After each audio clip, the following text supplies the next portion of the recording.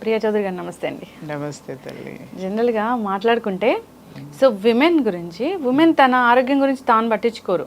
So ఇంట్లో ఎవరైనా పిల్లలకు బాగాలేకపోతున్నో, భర్తకు బాగాలేకపోతున్నో ఎక్కువ ఫోకస్ అంతా అటే ఉంటుంది. తనకి ఐరన్ డెఫిషియన్సీ ఉన్నా, ఎనీమియా ఉన్నా, లేదా ఫీవర్ వచ్చినా తను మొత్తం హెల్త్ గురించి పట్టించుకోకుండా జీవితం అంతా వాళ్ళకే అర్పించేస్తూ ఉంటారు. హెల్త్ ఇష్యూస్ అనేవి విమెన్కి ఎక్కువగా వస్తున్నాయి. కారణం ఏంటంటే ఇదే అని చెప్తున్నారు. తన ఆరోగ్యం మీద తనకు అవగాహన లేకపోవడం, పట్టించుకోకపోవడం. సో ఒక 40 దాటిన తర్వాత ఉమెన్కి ఎలాంటి అసలు ప్రొటెక్షన్ అనేది ఉండాలి, తన ఆరోగ్యం గురించి తాను ఎలా ఆలోచించుకోవాలి? సో వివరాలు. మనకి 25 ఇయర్స్ వచ్చేంత వరకు జవానీలో ఉంటాం. 18 to 25 is a golden period. Okay, అది ఆరోగ్యంగా బాగుంటాము. అందులో ఒక సామెత ఉంటుంది, వయసులో కోతిని చూసినా కూడా అందంగా ఉంటాం. సో ఎందుకు అనంటే మన మెటబాలిజం సిస్టమ్ కరెక్ట్గా పనిచేస్తుంది, హ్యాపీగా ఉంటుంది. ఆ ఏజ్లో మనకి ఏ విధమైనటువంటి స్ట్రెస్ కానీ ఇంకొకటి కానీ ఉండదు. కారణం ఏంటంటే మన బాడీ కరెక్ట్గా పనిచేస్తుంది కాబట్టి, మన సిస్టమ్ కరెక్ట్గా పనిచేస్తుంది కాబట్టి. తర్వాత ఆఫ్టర్ 25 మెల్లమెల్లగా ఏమవుతుందంటే మన సిస్టమ్, మెటబాలిజం సిస్టమ్ తగ్గుతూ వస్తూ ఉంటుంది. అంటే ఏజ్ 25 వరకు కూడా ఎదిగేటటువంటి ఏజ్ అయితే 25 దగ్గర మనం నిలబడిపోతాం. అక్కడి నుంచి మనం దాన్ని నిలబెట్టుకునే ప్రయత్నం చేయాలి.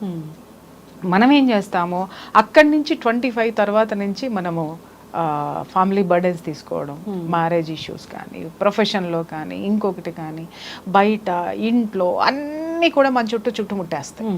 ఓకే, అందుకే చూడు, భగవంతుడు అప్పటి నుంచి 25 ఏళ్ళు నీకు ఆరోగ్యం ఇస్తాడు. నీ శరీరం, భగవంతుడు అంటే ఎవరో కాదు, దేహమే దేవాలయం, నీ శరీరమే నీకు భగవంతుడు. 25 ఇయర్స్ నీకు అద్భుతంగా అన్నీ కూడా నీకు అమర్చి పెట్టేస్తుంది. ఎందుకనంటే ఈ స్థితి దాటిన తర్వాత నువ్వు డేంజర్ జోన్లోకి వెళ్తావు కాబట్టి నువ్వు దీన్ని కాపాడుకో, నేను అన్ని నీకు ఇస్తున్నాను, నువ్వు దీన్ని కాపాడుకో. నువ్వు దీన్ని కాపాడుకున్నావు అంటే నేను నిన్ను కాపాడుతాను అన్నిటి నుంచి అని చెప్పేటటువంటి సిమ్టమ్ అన్నమాట. ఎప్పుడైతే 25 దాటామో మనము ఫ్యామిలీ స్ట్రెస్ కానివ్వండి, ప్రొఫెషన్ స్ట్రెస్ కానివ్వండి, సోషల్ దీంట్లో ఉన్నటువంటి సొసైటీలో ఉన్నటువంటి ఇష్యూస్ మీద కానివ్వండి ఫోకస్ పెడతాం. ఫోకస్ పెట్టినప్పుడు అవన్నీ కూడా మనల్ని ఏదో ఒక విధంగా బిజీ లైఫ్లోకి తీసుకెళ్ళిపోవడము, మానసికంగా మనకి కొన్ని ఒత్తిళ్ళు తీసుకురావడము, అలాగే శారీరక పరమైనట్టు ఎప్పుడైతే మనము ఈ బిజీ స్కెడ్యూలు మానసిక పరమైనటువంటి ఒత్తిళ్లలోకి వెళ్తామో అది ఆటోమేటిక్గా మనకి ఖచ్చితంగా ఇవాళ తలనొప్పిగా ఉంది అనేది ఒకటి ఫీల్ అవుతాం. తలనొప్పి ఎందుకు వచ్చింది? మార్నింగ్ నుంచి ఏసీలో కూర్చొని మాట్లాడడం లేదు. ఒక ఇల్లాల విషయం దగ్గరికి వచ్చాం. ప్రొఫెషన్లో ఇలా ఉంటుంది. ఇల్లాల దగ్గరికి వచ్చేసరికి పొద్దున్నే పిల్లలు స్కూల్కి పంపించాలా, లేకపోతే భర్తని ఆఫీస్కి పంపించాలి, లేకపోతే ఇంట్లో అత్తకి మామకి లేకపోతే ఎవరున్నారో వాళ్ళందరికీ చేసి పెట్టడంలో తను బిజీగా ఉండి తను తీసుకునేటటువంటి ఆహారం టైంకి తీసుకోకపోవటం కానీ, లేకపోతే తన గురించి తను ఆలోచించుకోకపోవటం కానివ్వండి, ఇవన్నీ చేసుకుంటూ వస్తుంది. తలనొప్పి వచ్చేస్తుంది. ఎందుకు? అది నీ శరీరానికి మించిన స్ట్రెస్ నువ్వు తీసుకున్నావు. నీ శరీరానికి కావలసిన ఆ స్ట్రెస్ని భరించేటటువంటి శక్తిని నీ శరీరానికి ఇవ్వలేదు. ఫిజికల్గా నువ్వు ఎప్పుడైతే ఫిట్ ఉంటావో నువ్వు ఎన్ని ఛాలెంజెస్ అయినా సరే నువ్వు ఫేస్ చేయగలుగుతావు. ఈరోజు అందరూ కూడా డిప్రెషన్ నా దగ్గరికి చాలా కేసులు వస్తుంటాయి. చాలామంది ఈరోజు డిప్రెషన్ అనేటటువంటి మాట అందరూ పట్టేసుకుని అది మాట్లాడేసుకుని లేకపోయినా కూడా నేను డిప్రెషన్లోకి వెళ్ళిపోతున్నాను అంటే శారీరక పరమైనటువంటి బలహీనతను కూడా డిప్రెషన్ అనేటటువంటి పదానికి ముడిపెడుతున్నారు. ఇది కరెక్ట్ కాదు. శారీరకంగా మనం వీక్గా ఉన్నప్పుడు కూడా ఏ విషయాన్ని మనం తీసుకోలేము. అలాగే ఒకే విషయం గురించి పదే ఆలోచిస్తున్నాం లేదా మెరుగ్గా ఆలోచించలేకపోవడం అనేది మన శరీరంలో ఉంది. అక్కడ ఫాల్ట్ ఎక్కడుందంటే మన శరీరాన్ని మనం కరెక్ట్గా పెట్టలేదు, దానికి సరైనటువంటి ఆహారం ఇవ్వలేదు, దానికి కావాల్సినటువంటి పోషక విలువలు అందించలేదు. కాబట్టి ఇది ఉంది. ఇప్పుడు చూడమ్మా, ఇప్పుడు ఒక ప్రోగ్రామ్ అవుట్పుట్ రావాలి అని అంటే కెమెరా కరెక్ట్గా ఉండాలి, యాంకర్ కరెక్ట్గా ఉండాలి, గెస్ట్ కరెక్ట్ ఇన్ఫర్మేషన్ ఇవ్వాలి, ఆ తర్వాత ఎడిటర్ కరెక్ట్గా చేయాలి, ఎడిటింగ్ అయిన తర్వాత సిస్టమ్ సపోర్ట్ చేయాలి అతనికి, అలాగే కెమెరామెన్ తీయటం కాదు కెమెరా సపోర్ట్ చేయాలి. కెమెరా దగ్గర నుంచి నీకు అవుట్పుట్ వచ్చేంత వరకు కూడా ప్రతి ఒక్క మిషను ప్రతి ఒక్కటి ఎలా సహకరించాలో మన కూడా ప్రతిరోజు చేసేటటువంటి పనిలో ఆ రోజు రాత్రి సుఖనిద్రపోవడానికి ఇవన్నీ కూడా మనకి సహాయపడినట్టుగా మన శరీరంలో ఉన్నటువంటి ప్రతి భాగము ఆరోగ్యంగా ఉంటేనే అది మనకి సహకరిస్తుంది. తలనొప్పి వచ్చింది, స్ట్రెస్ వచ్చింది, ఎందుకు వచ్చింది, ఏం తిన్నాం, అందరికీ ఈరోజు గ్యాస్ట్రిక్ ట్రబుల్ వస్తుంది. ఎందుకు గ్యాస్ట్రిక్ ప్రాబ్లమ్స్ వస్తున్నాయి అని అంటే కేవలం టైంకి తినకపోవడం, ఒక టైం అనేది మన శరీరానికి అలవాటు చేయాలి, ఆహారానికి. నెంబర్ 1. రెండోది, ఇప్పుడు అందరికీ కూడా విటమిన్ డెఫిషియన్సీలే. మీరు చూడండి, ఏ ఉమెన్ని తీసుకోండి, D vitamin deficiency main, B12 deficiency, magnesium deficiency, sulphur deficiency, zinc deficiency, మొత్తం అంతా కూడా మినరల్స్ కానీ వైటమిన్స్ కానీ డెఫిషియన్సీ ఎందుకు వస్తుందంటే మార్నింగ్ లేవగానే ఇంట్లోనే ఉంటుంది ఇల్లాలు, గృహిణి. అలాగే వర్కింగ్ ఉమెన్ కూడా ఏం చేస్తుంది అని అంటే గబా ఇంట్లో పనులు చేసేసుకుని అందరికీ పెట్టేస్తుంది. తనేదో గబా గబ గబ మెక్కేస్తుంది. తినడం కాదు, మెక్కటం అంటారు దాన్ని. మెక్కేసేసి గబగబా ఒక బాక్స్ తను కూడా వేసుకొని చలో ఎక్కడికి వెళ్తుంది, ఇక్కడి నుంచి క్యాబ్లో కూర్చుంటుంది, లేదా ఈ రోజు మెట్రోలో కూడా ఏసీలు వచ్చేసాయి. ఎక్కడా కూడా మనకి సూర్య భగవానుడు అనేటటువంటి వాడు మన శరీరానికి తగలకుండా మనం చాలా జాగ్రత్తగా పడుతున్నాం. ఎందుకు మనకి డి విటమిన్ డెఫిషియన్సీ వస్తుందంటే నువ్వు ఇండోర్లో ఎక్కువ ఉంటున్నావు, నాట్ అవుట్డోర్. ఇండోర్లో ఎక్కువ ఉంటున్నావు, అవుట్డోర్లో లేవు. ఎప్పుడైతే నువ్వు ఎండ వచ్చినప్పుడు నువ్వు బయటికి వెళ్తావో, పొద్దున్నే చూడండి, ఇదివరకు కళాపు జల్లి పుగ్గులు పెట్టి అన్నీ చేసి తర్వాత ఎండలో బట్టలు ఆరేయడానికి కనీసం వాళ్ళకు ఒక అరగంట పట్టేది. ఇంటిల్లి పాది బట్టలు ఉతికి ఎండలో ఆరేసినప్పుడు ఆ ఎండలో ఎక్కువసేపు ఉండేవారు, డి విటమిన్ ఉండేది. అలాగే ఇంట్లో ఉన్న ఏమైనా ఆరబెట్టడానికి ఎండలో ఆరబెట్టి అక్కడ కాపలా కూర్చునేవాళ్ళు. ఆ కొంచెం నీడలో కూర్చున్నా కూడా ఆ యూవీ రేస్లు ఏమయ్యాయి అంటే మన బాడీకి వచ్చాయి. అందుకని డి విటమిన్ డెఫిషియన్సీ అనేది మన పెద్దలకి లేదే, మనకే ఎందుకు వచ్చింది? ఎందుకు అనంటే మొత్తం సూర్యుడిని టచ్ మీ నాట్ అనేసామన్నమాట. అలాగే ఇప్పుడు ఇల్లాలు కూడా ఏమవుతుంది, గబగబా పనులు చేసేసుకోవడం, అది అయిపోయిన తర్వాత టీవీ చూడడం, లేదా గబగబా పనులు చేసుకోవడం, అది అయిపోయిన తర్వాత వీడియోలు చూడడం. నేను తప్పు పట్టట్లేదమ్మా, రొటీన్ లైఫ్ గురించి ఎక్స్ప్లెయిన్ చేస్తున్నా. అది ఇంపార్టెంటే కావచ్చు, గబగబా బట్టలు ఉతికేసుకోవడం, ఎవరికో ఒక పనులు చేసేసుకోవడం, ఎవరికో ఒకరికి సోది ఉప్పర సోదంతా మనం మాట్లాడుకోవడం లేదు. ఆ టైం కూడా లేనటువంటి ఉమెన్ ఉన్నారు. ఒకదాని తర్వాత ఒకటి. ఇప్పుడు జాయింట్ ఫ్యామిలీస్ ఉన్నాయనుకోండి, అత్తగారు ఏదోటి చెప్తుంది, మాంగారు ఏదోటి కావాలంటారు, తర్వాత ఆడపడుచులు వచ్చి ఏదోటి అంటారు. చాకిరీ చాకిరీ చాకిరీ చాకిరీ ఆ గదికి పరిమితం అయిపోతుంది, ఆ ఇంటికి, ఆ వంట గదికో లేకపోతే ఆ ఇంటికో ఆమె పరిమితం అయిపోతుంది. ఆమెకి ప్రకృతితోటి సంబంధాలు కట్టు, అలాగే తన దేహం నుంచి కూడా సంబంధాలు టోటల్గా కట్ చేసుకొని ఉంటుంది. ఇంట్లో ఎవరికి రోగం వచ్చినా వాళ్ళకి ఏం కావాలో కనుక్కొని డాక్టర్ చెప్పిన దాన్ని ఫాలో అయ్యి టైం టు టైం వాళ్ళకి ఇస్తుంది. అవును, ఓకే, దే ఆర్ హెల్తీ. వాళ్ళందరికీ ఏంటి అని అంటే ఈవిడ చూసుకుంటుంది కదా. ఇంకొకటి ఏంటంటే ఇక్కడ ఫ్యామిలీలో కూడా మనం గమనించాల్సింది ఏంటంటే, ఈమె చాకరీ చేసిన తర్వాత పిల్లలు కానీ భర్త కానీ, ఒకవేళ ఆడపడుచులు అయితే వాళ్ళు కానీ, లేకపోతే మరుదులు బావగారులు అయితే వాళ్ళు కానీ, అత్త కానీ మాంగారు కానీ, ఎవ్వరూ కూడా వాళ్ళు కోలుకున్న తర్వాత ఒక చిన్న థ్యాంక్స్ కూడా ఆవిడకి చెప్పరు. ఎగ్జాక్ట్లీ చెప్పరు. అంటే కృతజ్ఞత కోరుకోనటువంటి జీవితంలో ఎంత అద్భుతమైనటువంటి ప్లేస్ ఆవిడ తీసుకుంది. దాన్ని ఎవడు ఈ ప్రపంచంలో ఎవడు గుర్తించడు. ఫస్ట్ అదొకటి. అది కూడా ఒక విధమైనటువంటి లోటే ఆమెకి. అది గుర్తించకపోగా 90% తగ్గుతుంది, 10% ఎక్కడుందో, నువ్వు సరిగ్గా నాకు ఆ రోజు చేయలేదు, లేదా నువ్వు కరెక్ట్గా ఇవ్వలేదు, మా కోడలు ఏదో ఓ రోజు పట్టించుకుంటా ఓ రోజు పట్టించుకో. షీఈస్ ఆల్సో హ్యూమన్ బీయింగ్ అండి. ఆమె కూడా మనిషే. మీకు బాగోనప్పుడంతా మీకు బాగుండేదాకా సపర్యలు చేయడానికి మరబొమ్మ కాదే. తనకే ఒక శరీరం ఉంది, ఆ శరీరంలో వచ్చేటటువంటి బాధలు ఉంటాయి, అలాగే మానసిక బాధలు ఉంటాయి, భర్త నుంచి వచ్చేటివి ఉంటాయి, పిల్లల నుంచి వచ్చేటటువంటి స్ట్రెస్ ఉంటుంది. ఇవన్నిటికీ ఆవిడకి విశ్రాంతిని మీరు ఇవ్వరా? ఆవిడ సెలవు కోరుకోదా? ఇప్పుడు మనకి వర్కింగ్ ఉమెన్కి కానీ వర్కింగ్ ప్లేస్లో మనకు ఒక రోజు సెలవు ఉంది, వారానికి ఒక సెలవు ఉంది. గృహిణికి ఏదమ్మా సెలవేది? అవును, లేదు. ఆ రోజు ఇంకా ఎక్స్ట్రా బర్డెన్ ఉంటుంది, ఎక్స్ట్రా వర్క్ ఉంటుంది. అది తీసి పక్కన పెడితే ఎవరికి ఏం కావాలో ఆ పోషక విలువలు ఇచ్చేసి ఆ శరీరాన్ని సిద్ధం చేసి మళ్ళీ వాళ్ళని ఈ ప్రపంచంలోకి తీసుకొచ్చేస్తుంది.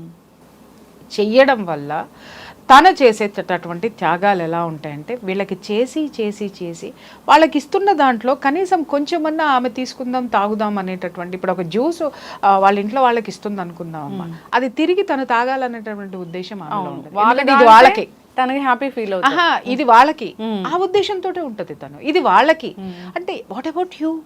నీకు సరే ఇలా త్యాగం చేసేస్తూ ఉంటుంది. అలాగే అర్ధరాత్రులు అపరాత్రులు అక్కడ ఇంట్లో ఎంతమంది పిల్లలు ఉన్నారో భర్త యొక్క టెన్షన్లో, అత్తమామల యొక్క టెన్షన్లో, ఈమె పుట్టింటి టెన్షన్లో, తర్వాత పిల్లల టెన్షన్లో అన్నీ కలిపి గ్రైండర్లో వేసి మిక్సీలో వేసి ఆవిడ శరీరంలో పోసేసుకుంటుంది. ఆవిడ తాగే జ్యూస్ అదే. ఇది శరీరం తట్టుకోవాలి అని అంటే నీ శరీరాన్ని నువ్వు సిద్ధంగా ఉంచావా, బలంగా ఉంచావా? నేను అడుగుతున్నా. సిద్ధంగా అంటే బలంగా ఉంచావా? నువ్వు నీ గురించి నువ్వు పట్టించుకోవటం లేదు. ఇంట్లో ఎవరికి వచ్చినా లేదా ఇంటిల్లి పాదికి వచ్చినా కూడా ఒక్క ఇల్లాలు సేవతోటి ఇల్లు మొత్తం కూడా ఆరోగ్యవంతం అవుతుంది. అదే ఇల్లాలు పడిపోతే చూడండి, భర్త ఆయన ఆఫీస్కి ఆయన వెళ్ళిపోతాడు, ఎందుకంటే ఆఫీస్కి వెళ్ళకపోతే డబ్బులు ఎట్టా వస్తాయని మాట్లాడతాడు. ఇంకొకటి, ఏ భర్త కూడా నా వారికి ఒంట్లో బాగలేదు అని చెప్పేసి అని సెలవు పెట్టుకుని ఉన్న భర్తలు ఎంత శాతం ఉన్నారు చెప్పమ్మా నువ్వు నాకు. అలాగే పిల్లలు, అరే జ్వరం వస్తే మా అమ్మ మా దగ్గర నుంచి కదలదు, హాస్పిటల్కి మోసుకెళ్తుంది, అక్కడికి మోసుకెళ్తుంది, ఇవాళ మా అమ్మకి బాగాలేదు, స్కూల్ నుంచి రాగానేనో లేకపోతే ఇంకొకటి మా అమ్మ దగ్గర కూర్చుందాం, మా అమ్మకి ఏం కావాలో ఇద్దాం, ఏం చేద్దాం అనేటటువంటి పిల్లల శాతం ఎంతమంది ఉందో చెప్పు. అలాగే అత్తమామలు కూడా అంతే, అరే మా కోడలికి బాగాలేదు, నాకు ఇంత చేస్తుంది కదా, తను బాగుంటేనే మేము బాగుంటాం, తనకి ఏదన్నా చేద్దామని ముందుకు వచ్చేటటువంటి అత్తమామల శాతం ఎంత ఉందో చెప్పు. సో తను ఏంటంటే సపరేట్ చేయబడిపోయి, అంటే తనకు తానే సపరేట్ అయిపోతూ ఉంటుంది, దానికి తోడు వీళ్ళు సపరేట్ చేయడంతో తను పూర్తిగా ఇగ్నోర్ అయిపోతుంది అనమాట. తనకి తాను ఇగ్నోర్ చేసుకుంటుంది, అలాగే ఇతరుల చేత కూడా తను విస్మరించబడుతుంది కరెక్ట్గా చెప్పాలంటే. దాంతో ఏమవుతుంది అని అంటే, ఇంకొక విషయం కూడా ఇక్కడ ఆడవాళ్ళు బాగా ఇక్కడ గుర్తుపెట్టుకోవాల్సింది ఏంటంటే, ₹1 దాద్దాము, అమ్మో ఖర్చు ఎక్కువైపోతుంది, అమ్మో ఖర్చు ఎక్కువైపోతుంది, అది వాళ్ళ విషయంలోనే చూస్తారు.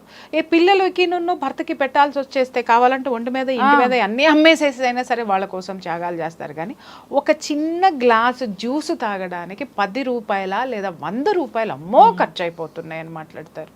తర్వాత అలాగే ఏదైనా ఒక మంచి ఆహారం తినాలన్నా అమ్మో ఖర్చు అయిపోతుంది అనుకుంటారు. అలాగే ఎక్కడికన్నా వాళ్ళ మనసుకి ఒక స్వాంతన కోసము ఎక్కడైనా ఒక ఊరు ఫ్రెండ్స్తో కలిసి ఒక టూర్ వెళ్ళాలన్నా అమ్మో అన్ని డబ్బులా, అవి ఉంటే మా వాడికి ఫీజు కడతాం, అవి ఉంటే ఇంకొకటి చేస్తాం, అవి ఉంటే ఇంకొకటి చేస్తాం. ఇలా ప్రతి ఒక్క దానికి తనను తాను వెనకేసుకొని వచ్చేసరికి తన ఆరోగ్యం కూడా వెనకబడిపోయింది.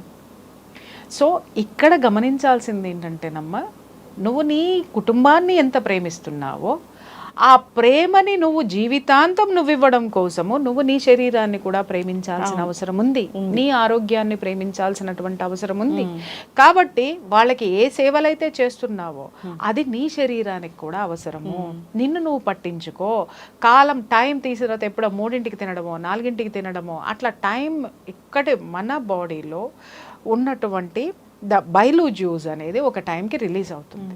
ఓకే, మనం తిన్నప్పుడు ఆ టైంకి రిలీజ్ అయ్యి దాన్ని అరిగించేసి చక్కగా లివర్ దాని నుంచి ఫంక్షన్ చేస్తుంది.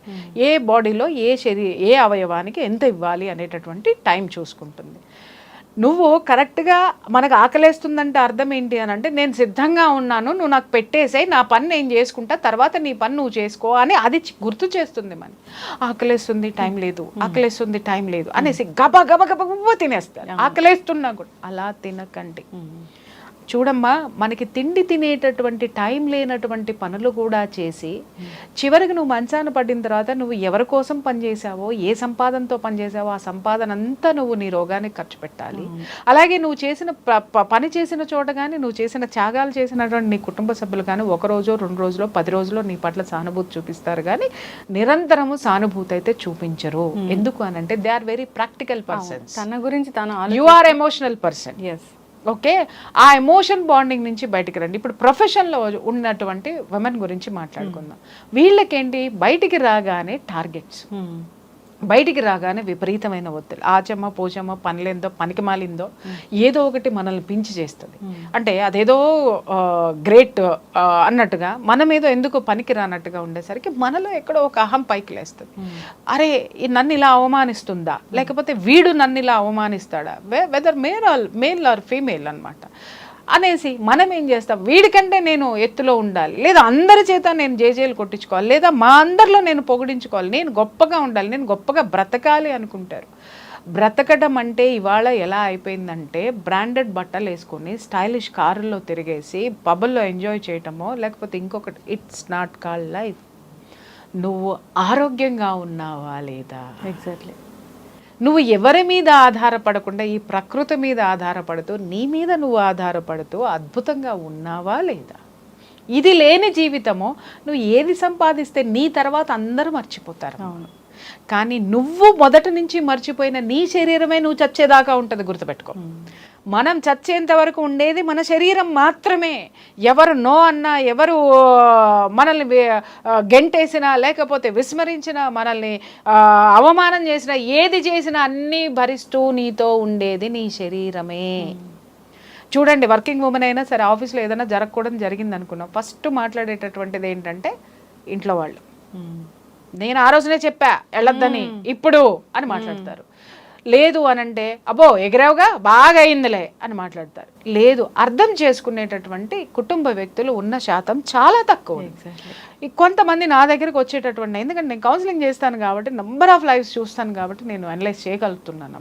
చాలామంది చెప్తారు మేడం మొదట్లో బాగా సపోర్ట్ చేశారండి, రాను రాను నేను వాళ్ళ నుంచి విమర్శలు ఎదుర్కోవాల్సి వస్తుందంటే, మొదట్లో ఎందుకు సపోర్ట్ చేశారు? ఆ స్థితి ఆ రోజున సపోర్ట్ చేశారు, కానీ చివరికి రాను రాను నువ్వు బర్డెన్ అయిపోతున్నావు వాళ్ళకి. ఓకే, వాళ్ళకి అంటే అవసరానికి తగ్గట్టుగా వాళ్ళు నీతో ప్రవర్తిస్తున్నారు. అది నువ్వు గమనించాలి, అది నువ్వు తట్టుకోవాలి. ఎవడమ్మా ఈ లోకంలో ఎవడెవడికి సొంతమో? మన శరీరం మాత్రమే మనకి సొంతం, చచ్చేంత వరకు కూడా మనతో ఉంటుంది. ఇంకొకటి గుర్తుపెట్టుకోండి, ఈ శరీరం నుంచి మన ఆత్మ విడిపోయి వెళ్ళిపోయిన తర్వాత ఈ శరీరం నేను ఉండను అంటది, కుళ్ళిపోతుంది, ఇంకేమో అవుతుంది, నాకు అక్కర్లేదు. నువ్వు ఆత్మ వెళ్ళిపోయినటువంటి శరీరము ఈ భూమి మీద ఉండదు. నన్ను తగలబెట్టేయండి అంటది, లేదా నన్ను పూర్తి చేయండి అంటది, నన్ను కాల్ చేయండి అంటుంది. ఆ శరీరం మనతో పాటు వెళ్ళిపోతుంది. అంటే మనతో పాటే అది కూడా బూడిదై వేపరై మనతో వస్తుంది. అంటే మనం దీన్ని ఎంత గొప్పగా చూసుకోవాల్సినటువంటి అవసరం ఉంది. అందుకే మన పెద్దవాళ్ళు ప్రతి ఒక్క దీన్ని కూడా వాటిని ఏమంటారు, సామెతలను కూడా ఊరికనే చెప్పలేదు. దేహమేరా దేవాలయం. దేవాలయం అని ఎందుకన్నారు? అరే నీలోకి నువ్వు చూసుకో, నీలోనే ఒక గురువు కనిపిస్తాడు, నీలోనే ఒక సాహసవంతురాలు కనిపిస్తుంది, నీలోనే ఒక అద్భుతమైనటువంటి గృహిణి ఉంది, నీలో అద్భుతమైనటువంటి రాజకీయ నాయకురాలు, అది మొత్తం నీలో ఉంది. పరమాత్మ కూడా నీలో ఉన్నాడు. నువ్వు కూర్చొని చూసుకొని నీకు నువ్వు ఆలోచించుకుంటే అద్భుతమైనటువంటి విజన్ వస్తుంది. నువ్వు దీన్ని వదిలేసి నాకు హెల్త్ బాగుండట్లేదు అని గుళ్ళు గోపురాలు తిరిగితే ఏమొస్తుంది? వస్తుంది, వెళ్ళు, మనశ్శాంతి కోసం వెళ్ళు. కానీ నీ శరీరం తట్టుకోవడానికి నీ శరీరాన్ని కూడా నువ్వు ఎంత కొలుస్తున్నావో కొలవాలి. భగవంతుడికి ఇష్టమైనవి పెడితే భగవంతుడు వరం ఇస్తాడని మనం ఎలా అనుకుంటున్నావో, మన శరీరానికి అవసరమైనటువంటి ఆరోగ్యకరమైనటువంటి ఆహారాన్ని ఇస్తే మన శరీరం కూడా మనకన్ని వరాలు ఇస్తుంది. అది మర్చిపోవద్దు. ఇంట్లో వాళ్ళు కూడా మారాలి కదా. అమ్మ ఒక్క విషయం ఇక్కడ చాలా మంది అడిగేటటువంటి ప్రశ్న, ఏమండి నేను ఇన్ని త్యాగాలు చేస్తున్నాను, ఇంత చేస్తున్నాను, మా ఇంట్లో వాళ్ళు మారాలి కదా అంటే, ఎందుకు మారుతారు లక్ష్మి? వాళ్ళు అలాగే ఉన్నారు. నువ్వు మారాలి, నువ్వు మారాలి. వాళ్ళ మార్పు కోసం నువ్వు చూసావంటే నీ తనం గడిచిపోతుంది. నువ్వు మారు. అరే వీళ్ళు ఇంతేరా భయ్, నేను ఎలా ఉండాలి, వీళ్ళని ఎదుర్కోవాలంటే నేను ఎలా ఉండాలి, లేదా వీళ్ళ నుంచి నేను బయటపడాలంటే నేను ఎలా ఉండాలి. అరే వీళ్ళు పట్టించుకోరు, రికగ్నైజేషన్ కోసం ఎప్పుడు ఉండద్దు. నేను అదే చెప్తున్నాను, నన్ను గుర్తించాలి, నేను ఇంత చేశాను, నేను అంత చేశా. అరే వాళ్ళది జస్ట్ నువ్వు మారి చూడు, వాళ్ళల్లో ఖచ్చితంగా మార్పు వస్తుంది. నువ్వు మారకుండా వాళ్ళల్లో మార్పు రావాలంటే రాదు. ఎందుకు? నువ్వు మారటం అంటే ఏంటి అని అంటే, వాళ్ళు నీలో మార్పును చూడరు కాబట్టి ఇది ఇంతే అనుకొని వాళ్ళ పని హ్యాపీగా చేసుకుంటారు. ఎందుకంటే వాళ్ళని క్షమించేయడమో, లేకపోతే వాళ్ళతోటి వాదులాడడమో, లేకపోతే ఇంకోటో చేసుకుంటూ ఉంటే ఇంక ఇది ఇంతే అనేటటువంటి ఒక స్థితికి వచ్చేస్తారు. నువ్వు మారి చూడు, ఖచ్చితంగా వాళ్ళు మారే ప్రయత్నం చేస్తారు. దాంతో పెట్టుకోవడం ఎందుకురా, ప్రతిదీ ఇది లాజిక్లో ఉంది, లేకపోతే ఇంకోటి ఉంది అని చెప్పేసి అని మాట్లాడతారు. సో కాబట్టి మనల్ని మనం పట్టించుకోవడం అంటే శారీరకంగా పట్టించుకోవాలి, అలాగే మన చుట్టూ ఉన్నటువంటి పరిస్థితుల్లో కూడా మనకు అనుగుణంగా మనం మార్చుకునేటటువంటి పరిస్థితులు చేస్తే సర్వే జనా సుఖినో భవంతు.